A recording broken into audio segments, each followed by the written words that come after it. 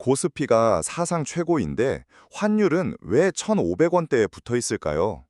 보통은 주가가 오르고 수출이 잘 되면 원화가 강해져야 맞습니다. 그런데 지금 한국은 교과서 공식이 통하지 않는 아주 이상한 국면에 들어와 있습니다. 이 영상을 끝까지 보면 단순한 환율 뉴스가 아니라 왜 한국 경제의 구조가 달러를 계속 빨아들이는지 보이게 됩니다.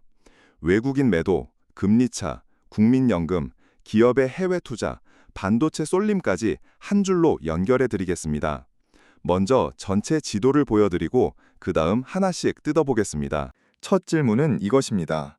정말 외국인이 주식을 팔아서 환율이 오른 걸까요? 정부 설명처럼 성공해서 생긴 일시적 환전 수요만으로 보기엔 숫자와 흐름이 너무 복잡합니다. 실제로 외국인 매도는 환율 상승 압력을 만들 수 있습니다. 특히 코스피가 급등한 뒤 대규모 차익 실현이 나오면 원화를 달러로 바꾸려는 수요가 순간적으로 커집니다. 그래서 시장이 흔들린 건 맞지만 그게 전부는 아닙니다. 여기서 중요한 건 규모와 지속성입니다. 외국인 순매도액이 그대로 전부 달러 환전으로 이어진다고 보면 계산이 너무 단순해집니다. 실제로는 매도 후 다시 다른 한국 자산으로 옮겨가기도 하고 환해지를 걸기도 합니다. 즉, 주식을 팔았으니 달러가 그만큼 나갔다는 1대1 공식은 성립하지 않습니다. 어떤 시기에는 매도액보다 더 많은 자금이 빠져나가기도 하고 어떤 시기에는 생각보다 적게 환전되기도 합니다. 그래서 환율을 보려면 주식시장만 보면 안 됩니다. 그럼 왜 외국인은 팔고도 다시 한국 안에서 돈을 돌릴까요? 이유는 한국 시장이 완전히 나쁘다기보다 너무 빠르게 오른 종목에서 이익을 거두고 다른 테마로 옮기는 섹터 로테이션이 일어나기 때문입니다. 반도체에서 로봇, 2차 전지, AI 인프라로 자금이 이동하는 시기입니다. 이 말은 곧 외국인 매도가 곧바로 한국 철수는 아니라는 뜻입니다. 하지만 환율 시장은 그런 미세한 재배치를 기다려주지 않습니다. 짧은 시간에 달러 수요가 몰리면 시장은 먼저 원화 약세로 반응합니다. 그런데 진짜 핵심은 따로 있습니다. 한국 원화가 구조적으로 약하다고 시장이 믿기 시작하면 외국인은 주식 수익이 나도 환차손을 걱정합니다. 그러면 예전처럼 원화 강세를 기대하며 들어오는 자금이 줄어듭니다. 여기서 첫 번째 구조적 배경이 나옵니다. 바로 한미 잠재 성장률의 역전입니다. 예전엔 한국이 더 빨리 성장할 것이라는 기대가 원화 강세를 만들었지만 지금은 미국이 더 매력적인 성장처로 보입니다. 잠재 성장률이 낮아진다는 건 장기적으로 돈이 벌릴 속도가 느려진다는 뜻입니다. 고령화, 저출산, 규제, 서비스업 정체가 쌓이면 투자자는 더 높은 수익을 찾아 달러 자산으로 이동합니다.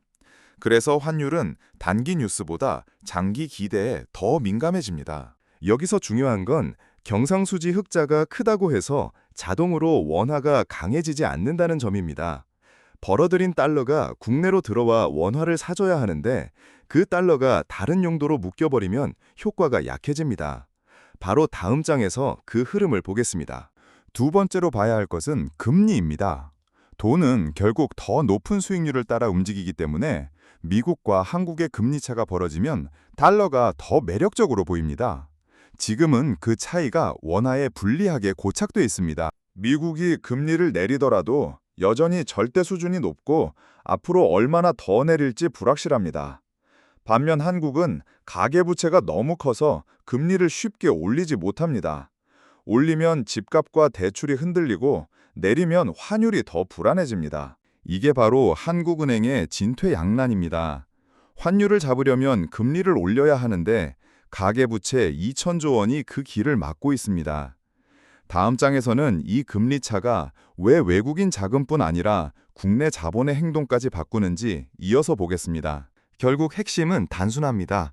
주가가 올랐다는 사실만으로 원화가 강해지는 시대는 끝났고 지금은 달러가 어디서 빠져나가고 어디에 묶이는지가 더 중요합니다. 그래서 이 장면부터는 환율을 흔드는 마지막 축, 수출기업과 달러 예금, 그리고 실물 경제의 체력이 왜 함께 봐야 하는지 짚어보겠습니다. 먼저 수출기업을 보겠습니다.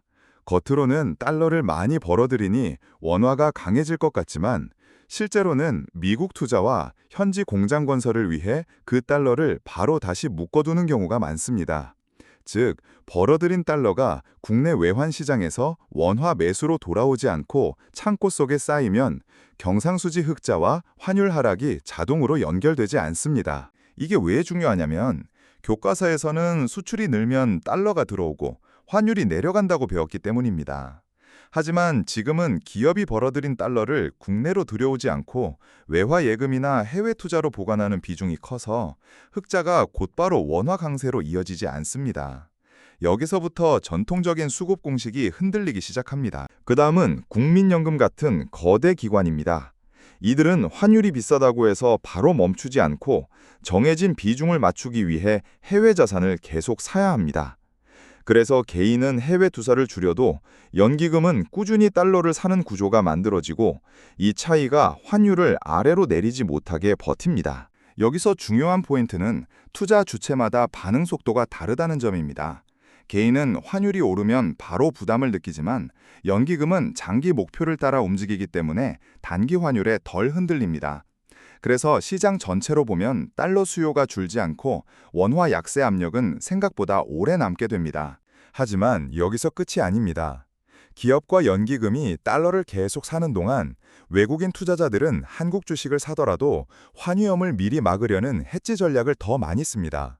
즉, 주식시장에 돈이 들어와도 그 돈이 현물환 시장에서 원화를 강하게 사주는 방식으로는 잘 연결되지 않습니다. 이 지점이 바로 많은 사람들이 놓치는 부분입니다. 주식과 환율이 예전처럼 한 방향으로 움직이지 않는 이유는 자금이 들어오는 통로와 환전되는 통로가 분리되어 있기 때문입니다. 그래서 증시 호황을 보고 안심하면 안 되고 실제 달러가 어디로 흘러가는지를 함께 봐야 합니다. 이제 실물 경제로 가보겠습니다. 한국 경제가 정말 튼튼하다면 환율이 높아도 버틸 수 있지만 문제는 내수와 중소기업의 체력이 동시에 약하다는 점입니다. 반도체 같은 일부 산업은 강하지만 서비스업과 전통 제조업은 고물가와 고금리 속에서 버티기 어려워지고 있습니다. 이 불균형이 왜 환율 문제와 이어지냐면 경제의 바닥이 약하면 외국 자본은 더 불안해하기 때문입니다. 숫자상 성장률이 좋아 보여도 그 성장이 소수 대기업에만 집중되면 전체 통화의 신뢰를 끌어올리기 어렵습니다. 결국 환율은 단순한 가격이 아니라 경제 전체에 대한 신뢰의 점수처럼 움직입니다. 그래서 지금의 고환율은 단기 충격이 아니라 악순환의 시작으로 봐야 합니다. 환율이 높아지면 수입 물가가 오르고 물가가 오르면 금리를 쉽게 내릴 수 없고 금리가 높으면 내수가 더 약해집니다. 이 구조가 반복되면 원화는 다시 약해지고 시장은 그 약세를 선반영하게 됩니다. 이쯤 되면 질문이 하나 생깁니다. 그렇다면 정부는 뭘 해야 하느냐는 겁니다. 단기적으로는 외환시장 안정장치를 정교하게 쓰되 장기적으로는 환해지 구조 개선, 달러 유출의 속도 조절, 그리고 산업 다변화를 동시에 추진해야 합니다. 한 가지 약만으로는 이 문제를 풀 수 없습니다. 개인 투자자 입장에서도 배울 점이 있습니다. 지금은 단순히 코스피가 올랐는지보다 그 상승이 환율과 실물 경제를 얼마나 함께 끌어올리는지 봐야 합니다. 숫자가 좋아 보여도 통화 가치가 무너지면 실제 생활비와 투자 수익률은 전혀 다른 결과를 낳을 수 있습니다. 특히 해외 투자와 국내 투자를 볼 때는 환율을 비용으로 계산해야 합니다. 같은 10% 수익이라도 환율이 크게 움직이면 실제 체감 수익은 반대로 갈 수 있기 때문입니다. 그래서 앞으로는 종목만 보지 말고 통화, 금리, 자금 흐름까지 함께 보는 습관이 필요합니다. 마지막으로 기억해야 할 건 이것입니다. 지금의 한국 경제는 성장의 숫자와 통화의 힘이 따로 놀고 있습니다. 이 괴리를 이해하면 환율 뉴스를 볼 때 훨씬 덜 흔들리고 시장의 겉모습에 속지 않을 수 있습니다. 오늘 바로 할 일은 3가지입니다. 첫째, 환율이 오를 때 내 소비와 투자에 어떤 비용이 붙는지 계산해 보세요. 둘째, 주가 뉴스만 보지 말고 경상수지, 금리차, 해외 자산 흐름을 함께 확인하세요. 셋째, 고환율이 오래 갈수록 무엇이 유리하고 무엇이 불리한지 점검하면 시장을 훨씬 더 차분하게 읽을 수 있습니다.